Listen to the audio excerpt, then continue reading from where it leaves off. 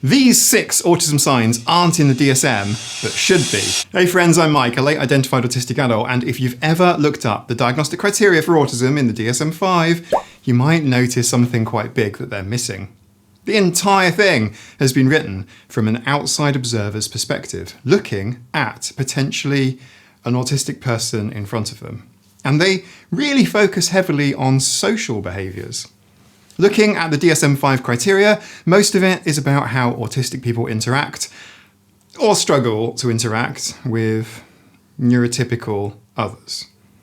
The first criteria, A, is entirely about persistent deficits in social communication and social interaction, and it lists 3 sub-criteria all about social behaviours. Even in the second criteria, B, which covers restrictive, repetitive behaviours, there's still a social angle to them, like how these behaviours might impact social situations. And not just any social situations, but social situations with neurotypicals.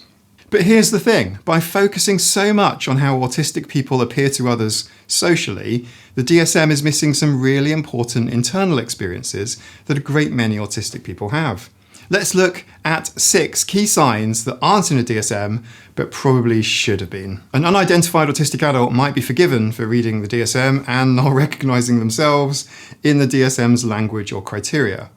You might think that, I socialise just fine, not realising that the effort masking costs you, so maybe I'm not autistic. The DSM looks entirely at how autistic people appear to an outside neurotypical observer, but it doesn't look at the why or how behind the DSM behaviours. Before we start, if you don't relate to any of these signs, that's okay. You can still not relate and still be autistic, or not. Autism is a complex spectrum condition, which doesn't mean mild to severe, stopping at quirky and neurospicy along the way. It's not linear. I've gone through this in earlier videos and I've linked one here. If you do relate to several of them though, maybe look into an assessment. Just saying. My mind works best when I'm focusing on a single task at a time. If I'm really getting into something, maybe researching a topic or working, the world sort of fades away. Hours can pass, I forget to eat. I'm just happily swimming in the pool of focus, if such a thing exists. I'm there. It's the feeling of being in the zone, a flow state where everything just clicks. But there's a flip side. While I'm in my focus tunnel, I can miss other stuff. Maybe I don't notice when someone's talking to me, or I have something I'm supposed to be doing, and what I'm currently doing isn't that. It can almost hurt to pull myself out. That's what it's like. It's really frustrating if I'm pulled out of my focus mode. Like if the dogs start barking, or my phone rings. Apple's focus modes have been literally life-changing for me for managing my notifications and interruptions. Speaking of which, do not disturb needs to go on. This isn't just a hyper-focus thing. Imagine going shopping and you walk through the doors of a really big supermarket. I can seem to others to be in my own world a lot of the time, but when I'm scanning an environment, it takes me a while to orientate myself. Imagine all the lights suddenly go out in the store and you only have a little torch beam. It's powerful, but very narrow. You have to navigate your way around the shop, doing all of your shopping, finding your way to the checkouts, paying for your groceries, and leaving without tripping over your own feet. That's how it feels cognitively for me during the day. I'm scanning my environment constantly, but it's my focus and not a torch beam that I'm using. That can give people the impression that I'm clumsier than I actually am. But it is just a focus thing. When I was in primary school, I'd sit on the grass outside and start studying the individual blades of grass, the little insects making their lives in the soil. I'd be in my own world. I might not hear my own name being called or the lunch bell going off or anything like that. And this is often seen as a deficit in the pathologically written literature around autism. I'm not locked out from people. I'm not broken. I was actually fully locked in, if that makes sense. This is monotropism or monotropic focus, something more like how autistic minds work compared to the general neurotypical polytropic focus. Not lesser, just different, but disabling in many environments. But I love diving and exploring the ocean. I love searching for species. I love taking photos and videos underwater. And in that environment, it's better to be monotropic than polytropic. As you're moving from one focus point to another, from your position in the water and your depth and your time, to your gas supplies, to your buddy and how they're doing, to your objective, and back again. It's like a focus loop of one thing at a time. It's almost meditative. Well, it is when things are going okay. This is a huge part of my autistic experience. It's not in the DSM criteria by name, but it's a very real thing, and there's a lot of recent evidence to support it. If you're autistic and you have a beloved interest or hobby that you lose yourself in, give yourself permission to see that as a strength. I've come to cherish that about myself. Instead of calling it a restricted interest or special interest, like it's a special needs thing or a bad thing, I prefer to call it a passion. Now, from hyperfocus, we go into something that seems opposite. Inertia, as in feeling stuck. Have you ever had days where you just cannot get out of bed, even though you need or want to? Or the shower? Or you have an assignment to start, but you sit there for hours completely paralyzed, angry with yourself for not getting on with it. Or when you're traveling somewhere by car, just sitting in it, waiting for something like you can't get out. And even the good stuff I talked about earlier, not wanting to stop it or change focus, that start-stop difficulty is called autistic inertia, and it's not in the DSM either. It's like when I'm at rest, I stay at rest, and when I'm in motion, I stay in motion. Changing state is so hard. If you don't relate, how are you at getting into and out of showers then? I know some people in the comments will be thinking that I'm just being lazy, but it's not like that at all. It's like having an invisible wall. Sometimes I struggle with going to bed because whatever I was doing before bed is my life now. Sometimes I'm stuck in work mode and I can't stop what I'm working on. Honestly, 90% of my studies are all done in autistic inertia mode. If I'm working on a YouTube video script and say Nina's cooked dinner that night, then she usually just leaves it in the kitchen under a plate for me, because I'll just feel irritated and anxious that my mind is still attached to what I'm working on if I'm pulled out of it. Understanding inertia has helped me plan better. If I need to start something, sometimes I literally have a timer and a routine to kick me into gear. A 5 things game, tidy away 5 things and stop. It doesn't always work perfectly, but it's better than feeling ashamed for being lazy. And if this sounds like you, please know that you're not lazy and you're not alone. This is a known thing in the autistic community and it's not your fault. In fact, a lot of us say inertia is one of the most disabling parts of being autistic, even though it's invisible. So be kind to yourself. You're probably moving at a pace that your brain can handle. I think autistic inertia should make an entry into the DSM, maybe version 6 when it drops. What do you reckon? Now to something many of us know too well, masking. Masking is basically acting. It's the I have to look normal so that I don't get judged or bullied game that a ton of autistic people start playing from a young age, without even realizing it. The DSM even talks about masking without explicitly stating it. If you look at criteria A1 in the DSM, which talks about deficits in social emotional reciprocity, there is a note that these deficits might be masked by learned strategies in later life.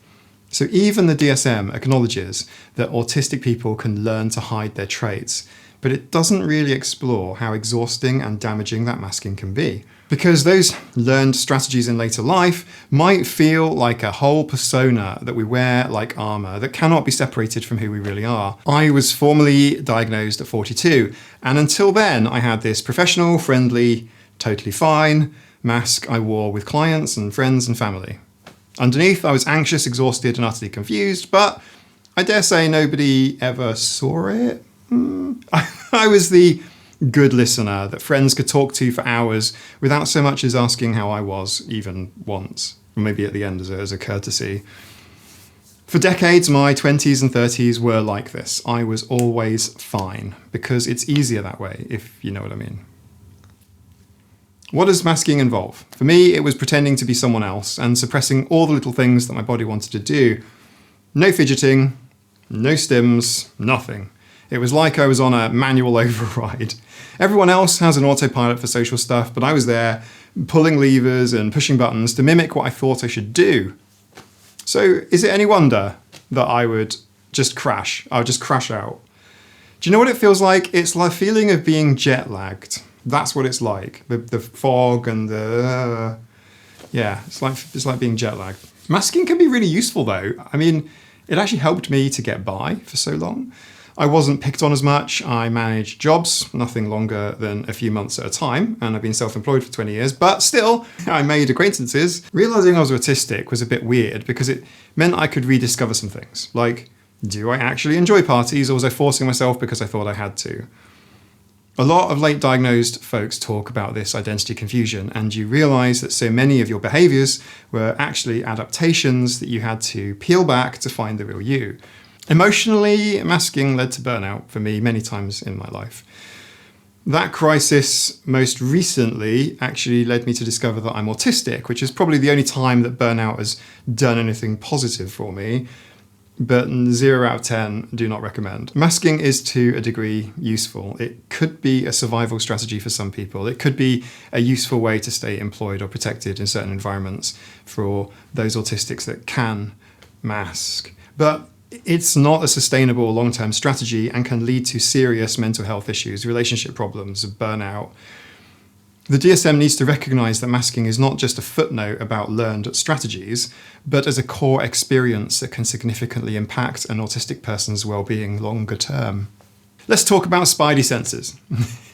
The DSM added hyper or hypo-reactivity to sensory input as a criterion in 2013, but it primarily focuses on negative reactions being over or undersensitive to sounds, textures, or lights. What it misses is how many autistic people experience sensory input in a uniquely positive way too. I can spend an entire scuba dive watching the movements of a single plant on a rock for over an hour, watching how it moves, taking photographs of it, watching how light plays through the water, whereas my buddies, my dive team members, they might not appreciate such things, and they'll just be happy to glance for a moment, and then they have a need to swim around constantly and explore. Some autistic people love the texture of certain fabrics or watching light dancing through leaves. Time in nature seems to be such a big thing for so many of us, and expressions of joy that seem to get beaten out of so many neurotypical adults can often still be found in autistic adults. I'm reminded about the time that Chloe Hayden posted a short video of herself, emoting. She was just super happy after having seen a pod of whales, and countless people used that clip to bully her, to tease her for being joyful. Now, here's the thing. I don't actually see her clip as being particularly autistic. There we go. It is an autistic person expressing joy, sure, but what are we supposed to do when we see a pod of whales? Just be emotionless husks? Some people clipped her video and used it in memes as if to say this is how they felt when their takeaway arrives.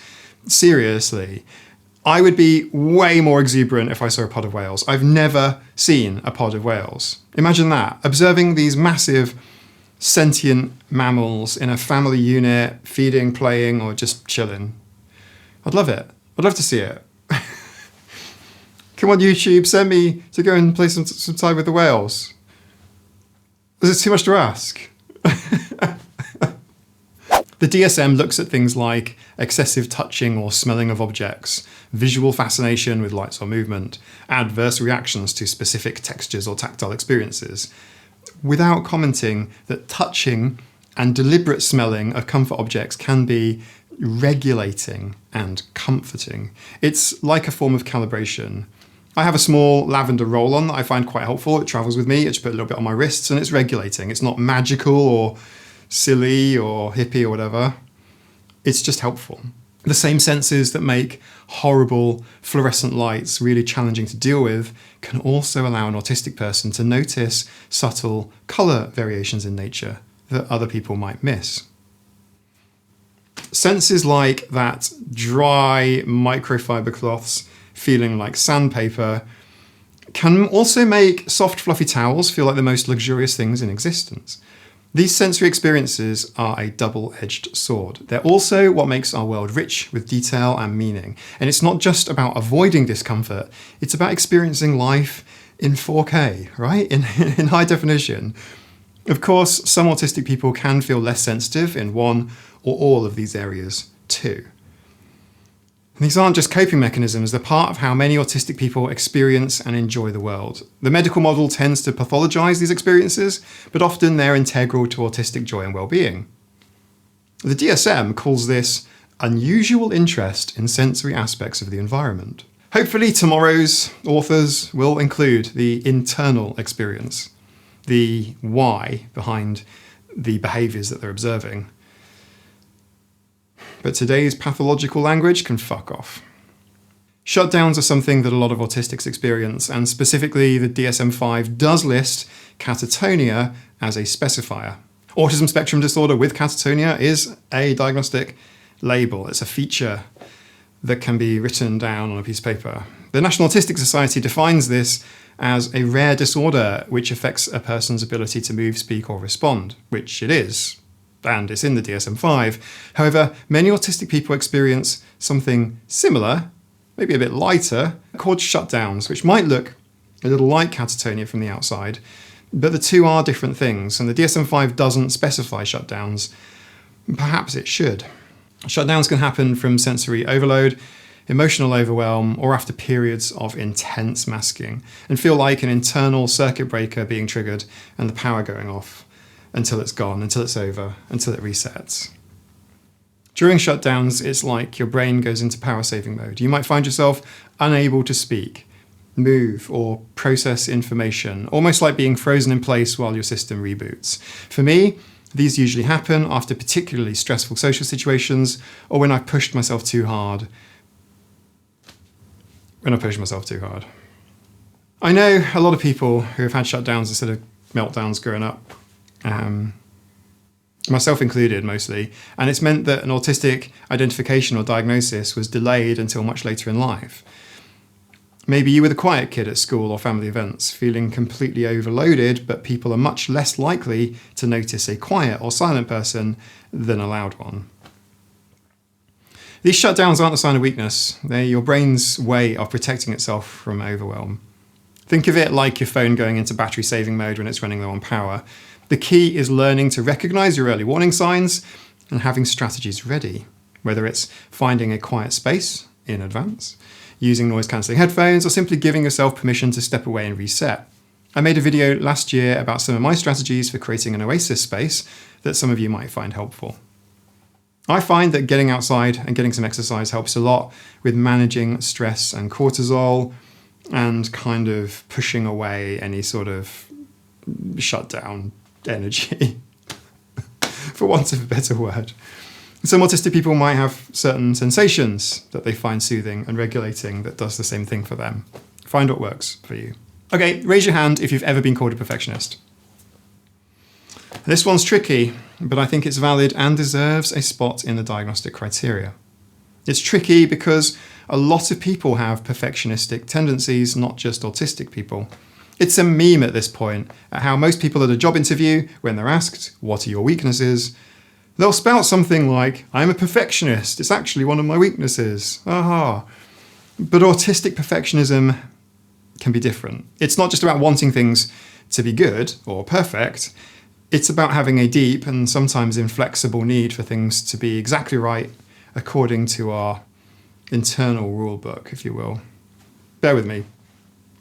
Perfectionism also has a funny relationship with autistic inertia, because sometimes I won't start a thing because in my head I couldn't do it perfectly, or I didn't have enough time to do it, or I won't have enough energy to meet the standard, so I just won't start. Cue the panic at the last minute. If you procrastinate because you're afraid of not doing it well enough, you might be riding that perfectionism train too. This video is my 90-second video on my channel, and if I'm honest, I'm not happy with any of them. But you might have noticed that I've got into this routine now of uploading at least one of these videos every week, and it's not helping with my perfectionism. It's made no difference. I notice every clunky sentence. I see everything that's wrong in what I do.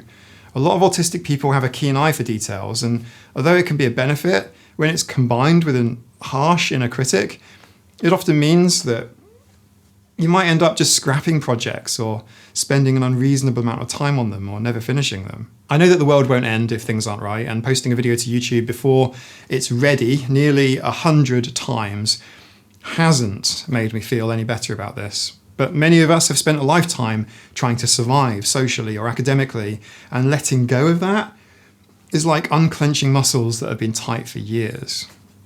And I know that the psychological literature is full of reasons for all these things. It says we have black and white thinking and categorizing things naturally into right versus wrong with very little grey area. That might be generally right, but it's a bit reductionist.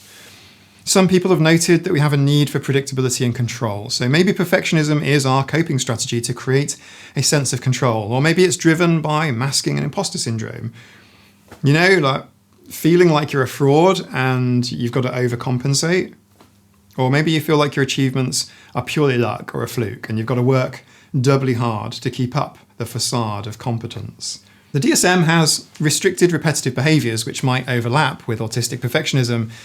Perhaps constantly rechecking or repeating an action until it's perfect could look like a repetitive ritual. And to be fair, sometimes rituals can be OCD and not autism. It is technically possible to be both. I made a video about rituals last year, which kind of digs into that a bit, and I've linked that below too. But the nuance here is that the DSM only sees the behaviour, whereas the autistic person experiences the motivation, the need for regulation, avoiding fears, trying to live up to expectations, you know, all of that stuff. But the DSM only sees what's on the outside. The DSM doesn't talk about autistic burnout, shutdowns, inertia, monotropic attention, and it only just brushes up on the whole masking and camouflaging thing when it talks about those compensatory strategies learned later in life. This means that a lot of the time when an adult patient presents themselves to their GP, says that they think they might be autistic, or maybe they speak to an autism diagnostician, the patient then has to educate the provider on autism. If an adult tells a psychologist that they experience autistic burnout, is it any wonder why they get a puzzled look? It's not in the DSM lexicon. It's disheartening for autistic individuals when professionals dismiss or don't understand something that autistic-led research shows as real. We're essentially seeing a double empathy problem in diagnosis. Autistic people have insights into autism that neurotypical diagnosticians historically have not. DSM criteria was largely developed on children, and often male children at that.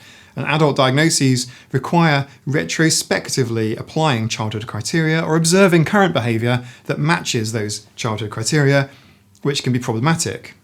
It can lead to things like being expected to play with toys during assessment or tell a story about flying toads.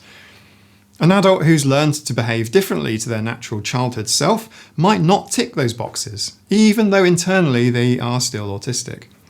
The DSM doesn't capture how autism in adulthood might look after years, decades of adaptation.